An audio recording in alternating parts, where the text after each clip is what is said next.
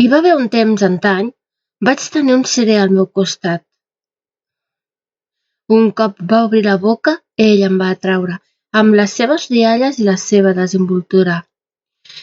Irremeiablement cap ací, sentia un terrible frenesí. Per desgràcia, mai no vaig poder veure-la ella en la seva nuesa. Té ets de pianista i uns ulls sense igual, i aquest embruixament l'ànima s'emporta a un lloc al qual no sortirà.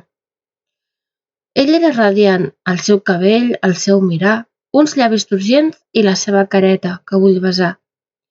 No em va faltar gaire més, encara que pateixo molt perquè mai el tindré. He de conformar-me amb la realitat, i és que es va esfumar tal com el vaig trobar.